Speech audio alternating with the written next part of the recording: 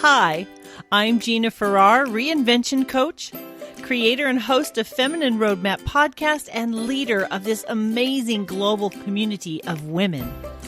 If you are approaching midlife or are already in the thick of it, welcome home. Please grab a cup of something wonderful and join me for some real talk, practical strategies, and a big dose of sisterhood. I am so glad you're here. Hello, Feminine Roadmappers. Welcome back to Feminine Roadmap Podcast. I'm Gina. I'm the host, and this is our Thanksgiving episode. I wanted to touch base with you and see how you all are doing as we get closer to the holiday season and the end of 2020. There are so many things that we have all experienced in this year. And it has been such an incredibly challenging and different journey. Many of us have been through things that we didn't ever think we'd go through, and the world is changing so rapidly, and normal is no longer normal. And so I thought, we've had a lot of fantastic conversations offering resources and tips and strategies to help us live successful lives. But I thought we would slow down a minute and just have a heart-to-heart conversation. As I was preparing for this podcast, I was thinking about how I could just walk with you in this journey that we call life. And I would love to know, what are those things that are important to you? What are those things that you would love to talk about, that you would love to have me cover in the Feminine Roadmap podcast? And so before we get started, I do want to say I would love to hear from you. You can email me at ourtribe@femiine-roadmap.com. It comes directly to me, and let me know how Feminine Roadmap is helping you, what you need from Feminine Roadmap, what you think would be a great conversation. And that way we can continue to build this community around the things that are important to you and not just the things that I think might be important to you. Hopefully we've been hitting more nails on the head than not, because here we are, my friends. This is closing out the end of the third year of Feminine Roadmap podcast. We're coming up on 200 episodes. Absolutely crazy. Like, I can't even believe that we've gotten to this point. It's so insane. I've been able to show up every single week for almost 3 years. I am so grateful for this journey. And that's how I want to kick off this episode, my friends. I want to kick it off talking about being thankful and what I found to be thankful for. And I'm digging back a little bit, and I'm going to be sharing some episodes. I will put everything in the show notes, of course. But, one of the things when it comes to Thanksgiving, this year especially, I feel like people are so ready for Christmas. They're so ready for that big celebration, the lights and the trees. I'm already seeing people with their trees up and lights on their whole house, like they are decorated, and we haven't even hit Thanksgiving. So I feel like this holiday season is especially poignant and especially powerful in all of our lives. I think this is going to be one of those holidays to be remembered. And so I really wanted to talk about thankfulness.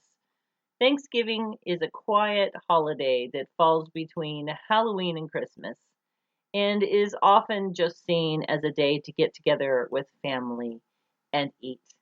And so it's not often that we have, Thanksgiving decorations technically. Now, what I do is I go fall leaf and pumpkin crazy, and that is how I start off the end of September, and I go all the way to Thanksgiving before I put up Christmas decorations. Although exterior Christmas lights will hopefully be going up this weekend. So when this podcast airs on Monday, I will have Christmas lights on the outside.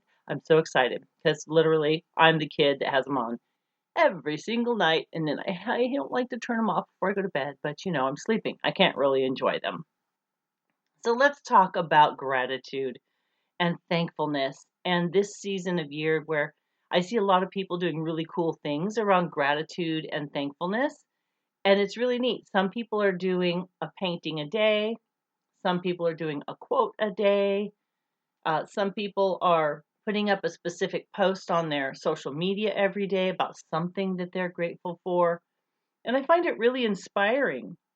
And so as I was thinking about what to talk about, I made kind of a short list of things that we could do that could really amplify gratitude and Thanksgiving, even in this unusual year that we've been living in, and so many things that we've kind of felt uncertain about. One thing we can be certain about is that we are here now. You're here with me. You're hearing my voice, and we have that common human experience together. And so I talked to a gal, Nancy Davis Coe, back in March of 2020, and we did a conversation around her thank you project. And her thank you project was to reach out every single week. She wrote 50 letters for her 50th birthday, one a week. And she wrote a letter to people that she was grateful to. She let them know why she was, what she appreciated about them, what they brought to her life. So when we think about thankfulness, we can reach out and we can build bridges with the people that maybe we've even lost some contact with because life just moves along. There was another podcast just November 2nd of this year with Sherry Lead with a similar idea about 50-50 friendship flow. Now she went face to face and had a bit of a format to sit down and let people know face to face what she learned from them and how they blessed her life. The interesting thing was she even chose people, both women chose people that had impacted them in some way, but they were not necessarily in close relationship with. So there were people they were close to, and there were people that, they didn't know for very long. And so this year, I've sent out some postcards to different people as they've been put on my heart. I've done a little quick watercolor painting and just a very short note thanking them for being a part of my life. And it's really neat to reach out to people and let them know how important they are.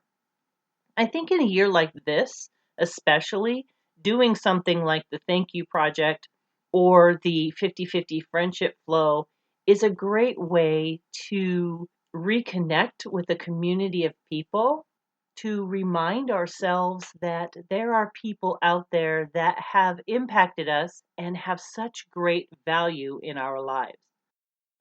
So you could write a letter to people that mean something to you. You could do a quick little postcard like I did, or you can do FaceTime, Zoom, whatever, and see someone eye to eye digitally if you can't see them in person right now, and just let them know what it is that they bring to your life and why you're glad that they're there. I think that would be a great way to celebrate this time and this end of this year where we all feel uncertain. And I feel like a lot of us have felt very disconnected because of quarantine. And so as I think about Thanksgiving, I was thinking about how to build the connection with the people that we love and people that we have cared about or we've had an experience with that's been very positive for us. One of the interesting things that the Thank You Project with Nancy Davis Coe, she actually wrote letters to people who were no longer living, but if she could communicate with them, what would she communicate to them?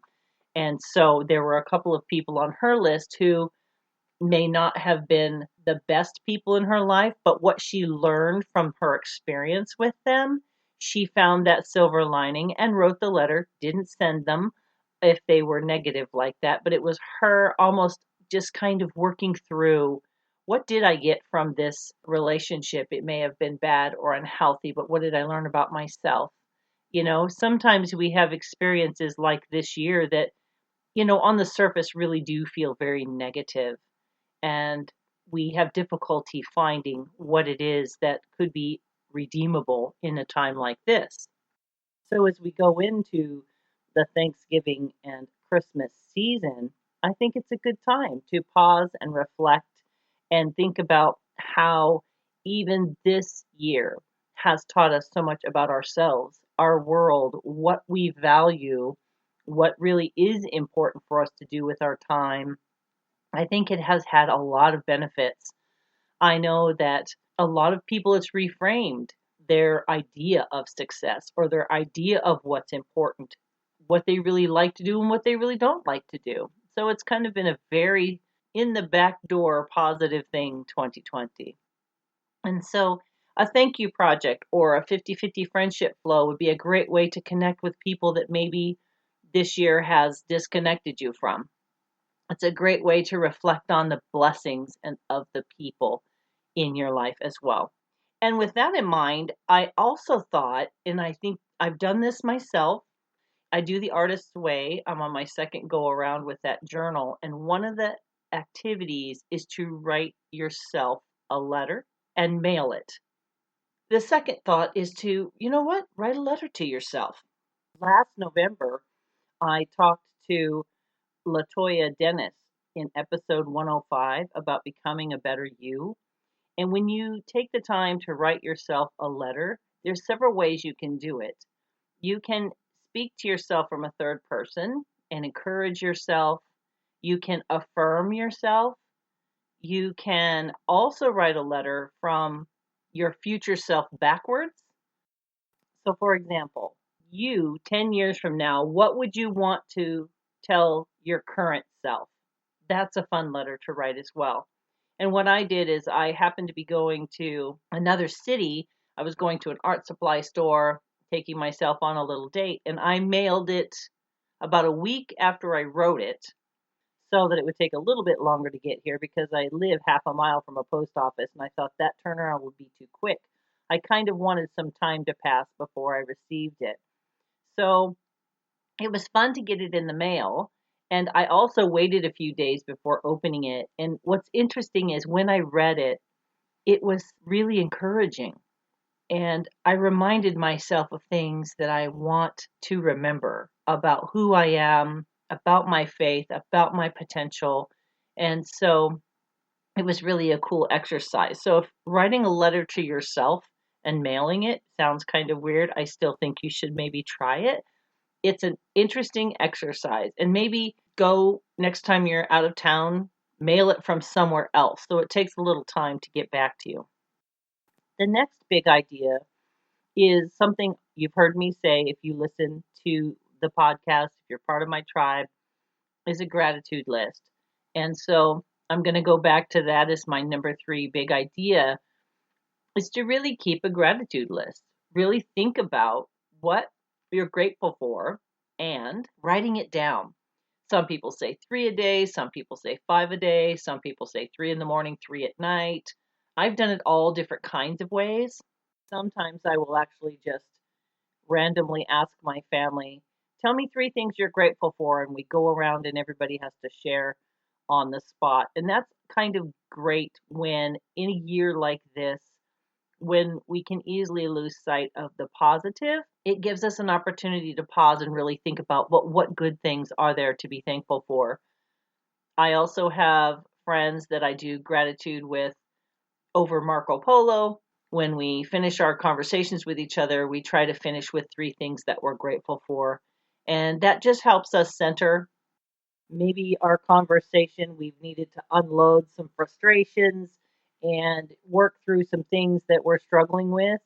And so it's kind of nice to anchor that conversation in gratitude so that we leave each other on a positive note. I've done it in a journal where I do 5 in the morning and 5 at night. Gratitude for me really encompasses everything that brings me joy. It could be the sound of the birds that sing at night where I live.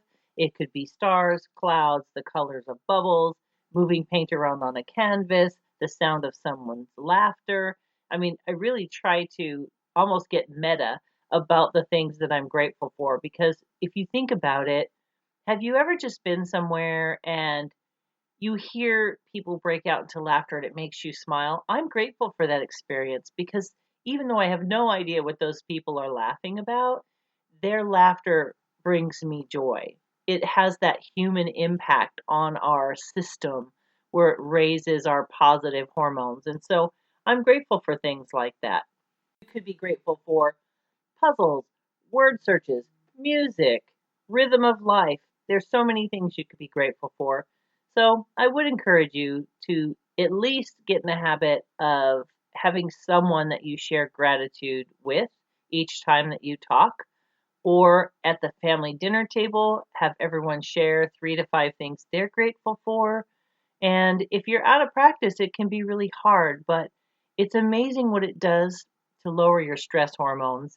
So it's really an excellent practice for your health, your mental health. So far we've talked about doing some kind of connection in writing or via Zoom or FaceTime. If you can't see someone in person, just really expressing your gratitude and your just appreciation for how they show up in your life in the world. The second thing is to write a letter to yourself, one that will encourage you and remind you from your older self, from your current self, whatever works for you. And then be grateful on paper and with other people. Get into the practice of saying what you're grateful for. Next big idea is from a conversation I had in May of this year, 2020, with Sherry Rickert Ballou, and it was about celebrating. It is finding those things in life to celebrate.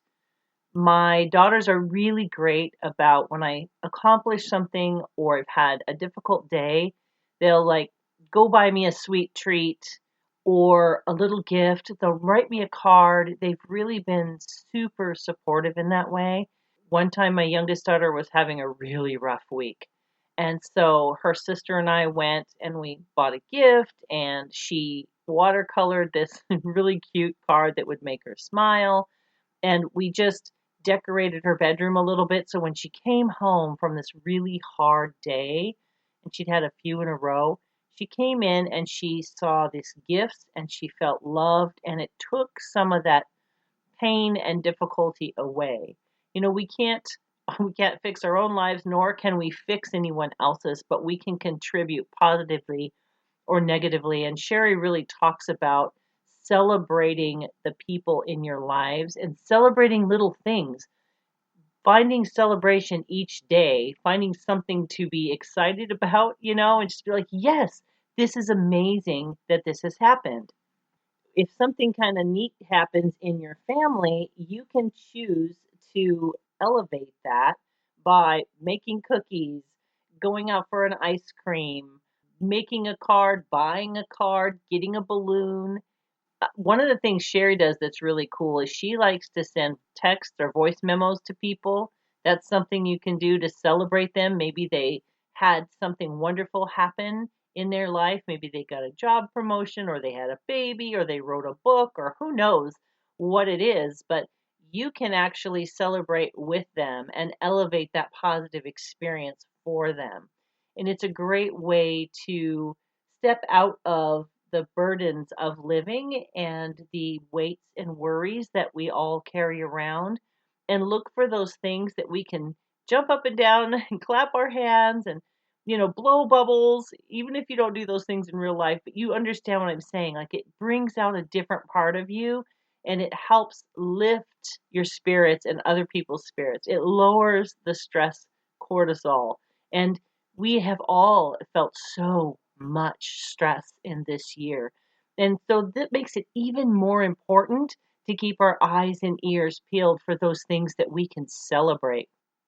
Some days, honestly, my friends, I have to say that I can celebrate the fact that I moved from one room to the other and I fed myself. There are just some times that that's what it is.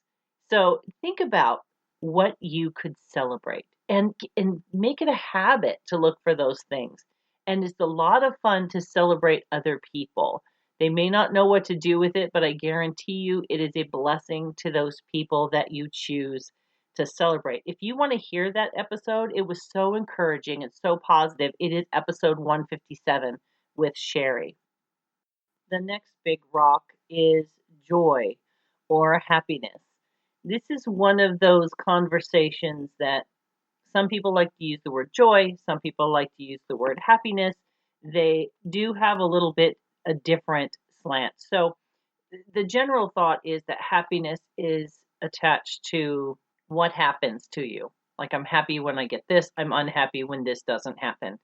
And joy is more of a sustaining ability to feel the sense of joy no matter what is going on in the world around you. So I had a great conversation about this topic with Wendell Miracle from Hope Nuggets on Instagram. It was episode 171, which was in June of this year.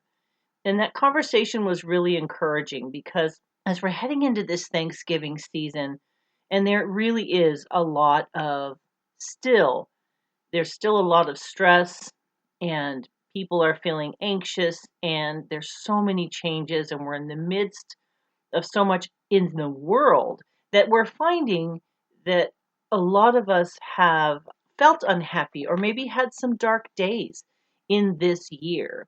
And so as we head into this Thanksgiving season, I wanted to take a minute and really focus on this idea of happiness and joy.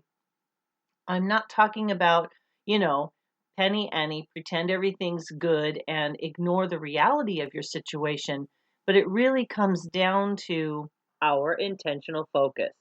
And so joy really comes from an attitude of our heart, regardless of what's going on around us. So it is a certain level of, I know that this is difficult. I know that the world feels unsettled. I know that we don't know what the future holds.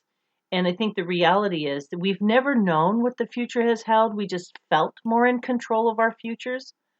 And so, how can we change the way that we think so that we are controlling our thoughts and no longer reacting? We are responding to the situations around us. Now, this is a habit that we have to develop. It's not natural. I think the reason why the media does so well is we're naturally drawn to the negative, which is so crazy. When you talk to people who study brain science and these types of trends in media as well, and how it impacts our brains and how our brains work and all of these things, you begin to realize that we're almost wired to think the worst. So, this big rock of joy and happiness is really calling us higher to begin to use our brains to our benefit. Now, I did do a series of videos on my YouTube channel, my Feminine Roadmap YouTube, with Laurel Mellon, and she does emotional brain training. And let me tell you, she did a great one on joy. I have her app on my phone. It's a very simple resource, and you use it when you're in a stress state, and it brings you to joy. So it's actually a tool to reset your brain to joy out of stress. And in episode 129 in January of this year, 2020, I talked to Laurel about emotional brain training. And so she explains the process. But let me tell you, that tool has been incredibly helpful in reframing because I'm retraining my brain. Now, there's another resource out there that's fantastic. I have not interviewed this woman, although I would be more than happy to. Her name is Dr. Carolyn Leaf. She is a powerful researcher and neuroscientist. And if you catch her on her podcast or she's on YouTube, Dr. Carolyn Leaf. She's on Instagram, Dr. Carolyn Leaf. I have several of her books. It's another resource to help you understand how the brain works and how powerful joy is in healing our brains and our hearts and our souls.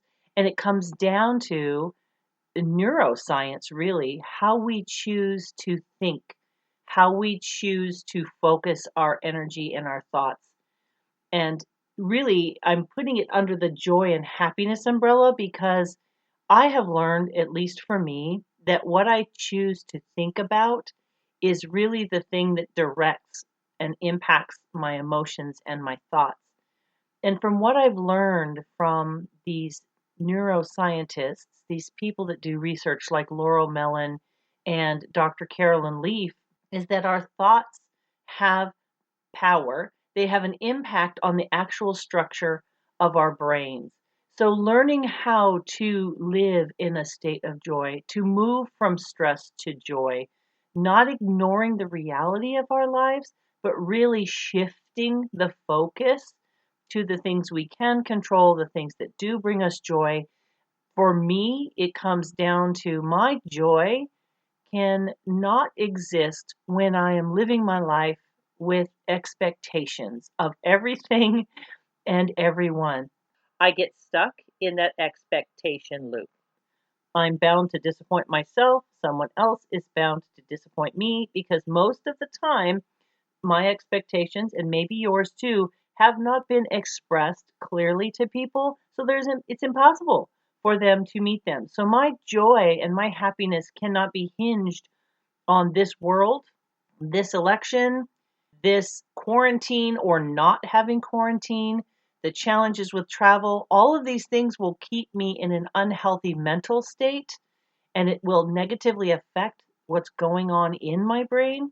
So, as we think about joy and happiness going into this Thanksgiving and holiday season, I just wanted to sit and talk to you about what has been mulling around in my little brain and what I've been doing to get to a place where what I'm thinking and what I'm doing are supporting my mental and emotional health. It is such a joy to get together with people that we love and have a meal together. And we can get so used to these things. It can be something we do every year on the fourth Thursday of November.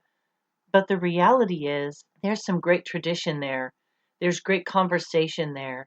There's something about being with people that know us and hearing their laughter and enjoying. That brings joy if we allow it to. It's so funny.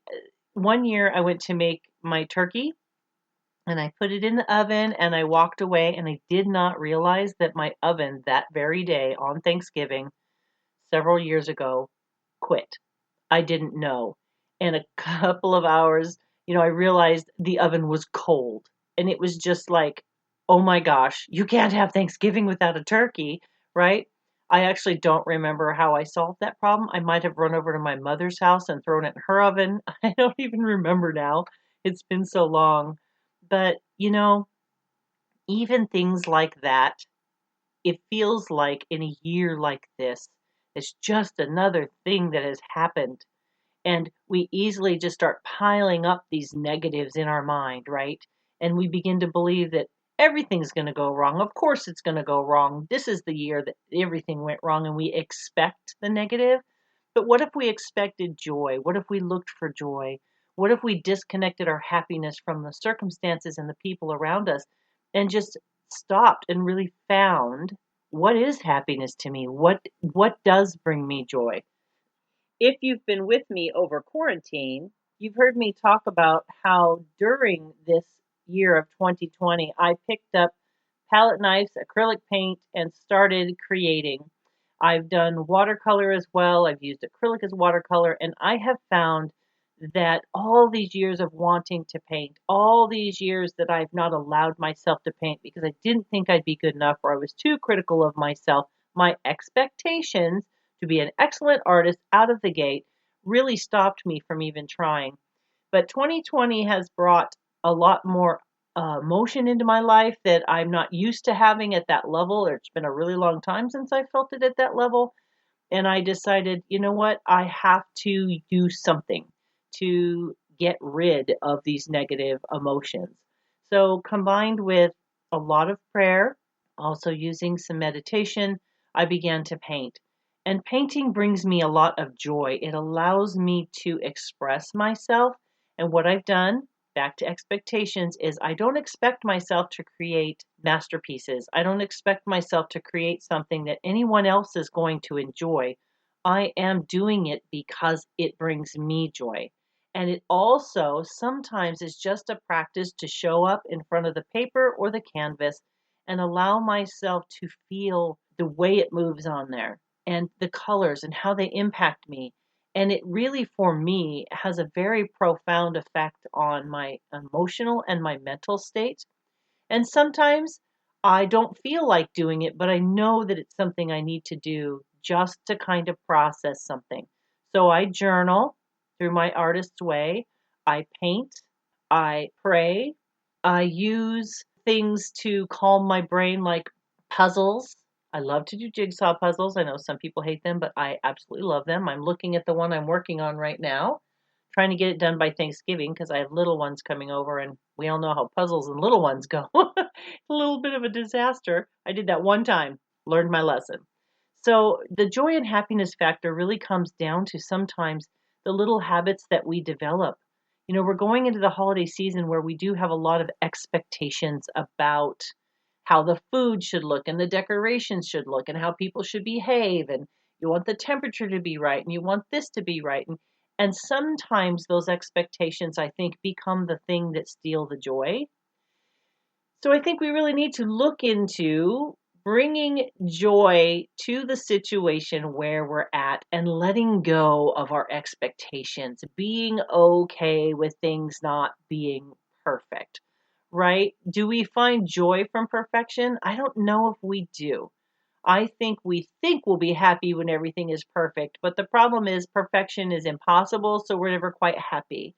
So this big rock of joy and happiness, I think, is kind of a multi-layered conversation because this is just really coming from my heart right now. I don't have notes on this. I'm just orally processing with you, my friends and my tribe, that for me, really my expectations have been my greatest struggle with finding joy and happiness because my expectations actually get in the way of me doing and being the things I want to do and be. Because somehow, somewhere, I've picked up some idea, and that idea has not been in benefit of my forward motion. And maybe that makes sense to you, and hopefully that'll be an encouragement to you. So, if we think about gratitude and thankfulness, telling people that we're grateful for them, like a thank you project or the 50-50 friendship flow, writing a letter to ourselves, keeping a gratitude list, finding things and people to celebrate the little things in each day, and bringing that to the forefront of our mind in spite of what's going on around us. And joy, lowering or releasing expectations and learning to just receive what's coming. We can take things out that are no longer serving us. We can add things in that bring us joy, but we do have choices. And I think if we can evaluate our expectations, that can take us a long way to really beginning to experience joy and happiness if we can really release those binding expectations that keep us locked into dissatisfaction. One of the other thoughts that I had is forgiveness. In July of 2019, I spoke to V. Chandler in episode 90 about forgiveness. And it was a really profound conversation. As we go into the holiday season, for some people, there are some family things that kind of block their joy or that they don't look forward to seeing certain people. And while I don't have that experience, I know that it's a common experience. Maybe that person is still living, maybe that person has passed, maybe it's connected to the holidays for some experience that you've had at some point in your life. And I think as we go into the holiday season, it is important that we release ourselves, forgive ourselves, process the things that we need to let go of so that we can heal. And we also need to forgive others. And the interesting thing about that forgiveness conversation, if I might kind of dig a little bit into this topic, is when I forgive someone, it doesn't mean that they, quote, deserve it or I'm letting them off the hook or anything like that. Forgiveness is really, back to the brain science, a gift to me. When I have resentment and unforgiveness, I'm harming myself. I'm harming my mental health. I'm harming my actual brain structure. So, forgiveness is really a healthy habit of releasing negative, harmful thoughts, feelings, and emotions. Yes, we still need to work through the effects of those harmful behaviors that were done to us or those misunderstandings, whatever it is. And I know that this year, on the whole, with all of the stress and anxiety, and then we're going into a holiday season that's on still in the midst of all this, can be probably an emotional challenge for some people. And I hope that this is a good, encouraging conversation to remind you that anytime you can begin the process of releasing your negative emotions and your resentment, don't drink your own poison. Let what needs to be done with that person be done with them, and you step out of the equation. Because going into this holiday season, why do we need to carry that with us? We don't. We can look for the joy.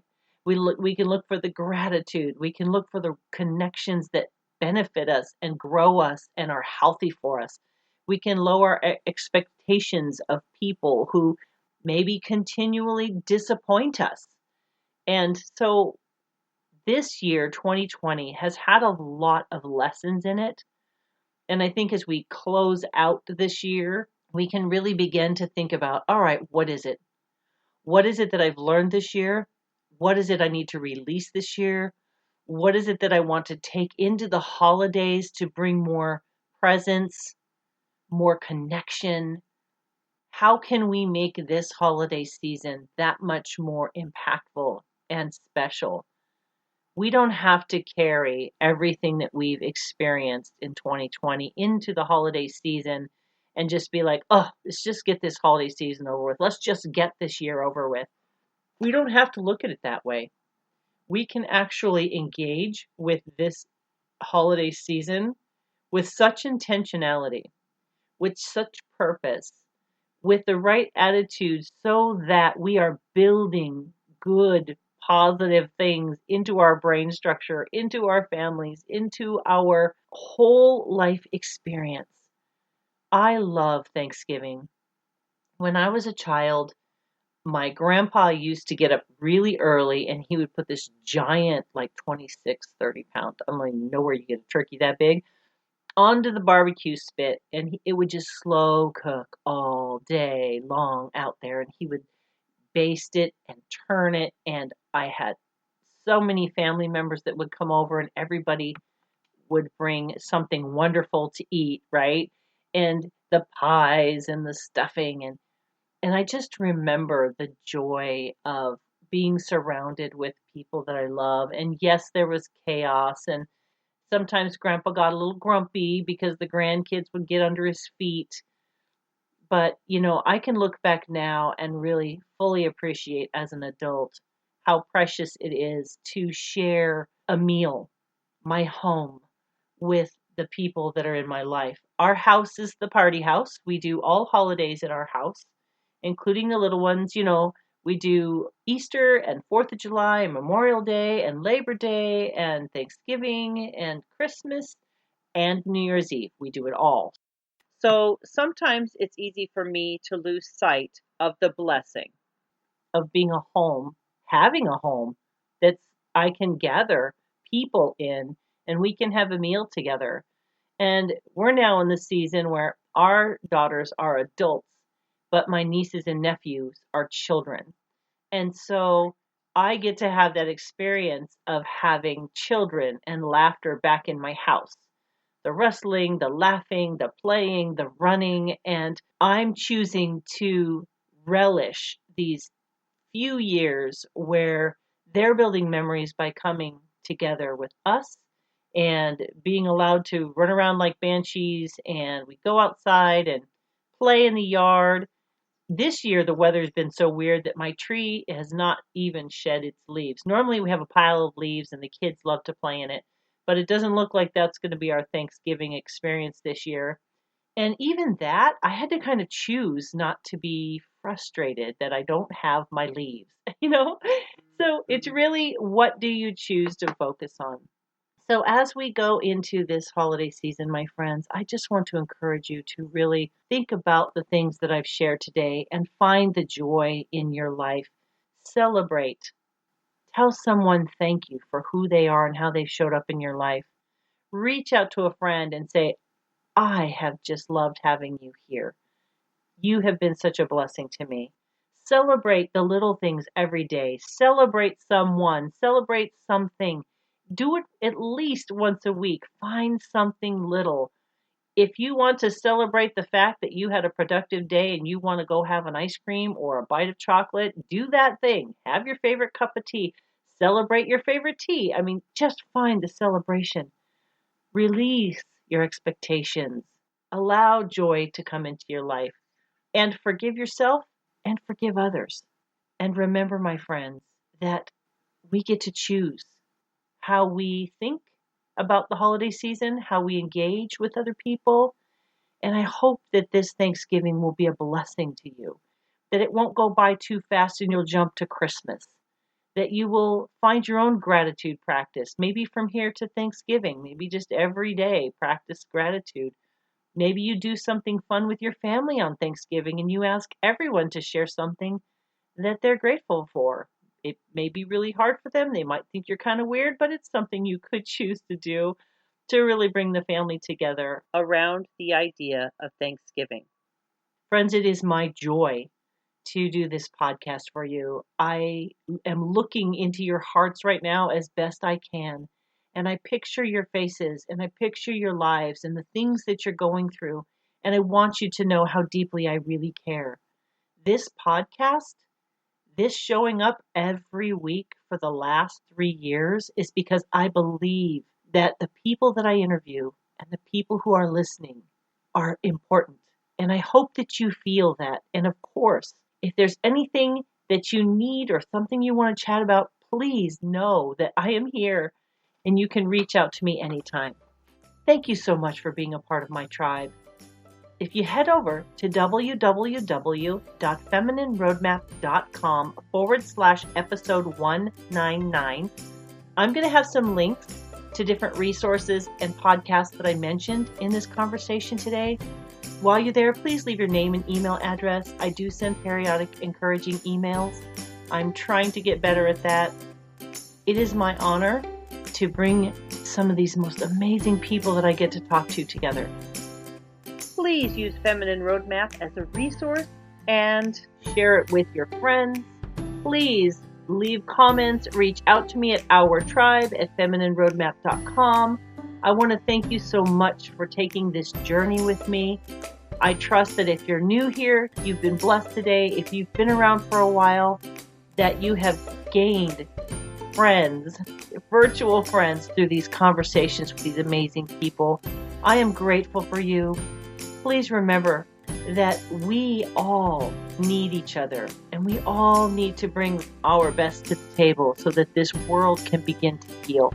Thank you for listening. Thank you for sharing. Have a wonderful Thanksgiving, my friends. Take care. Bye-bye.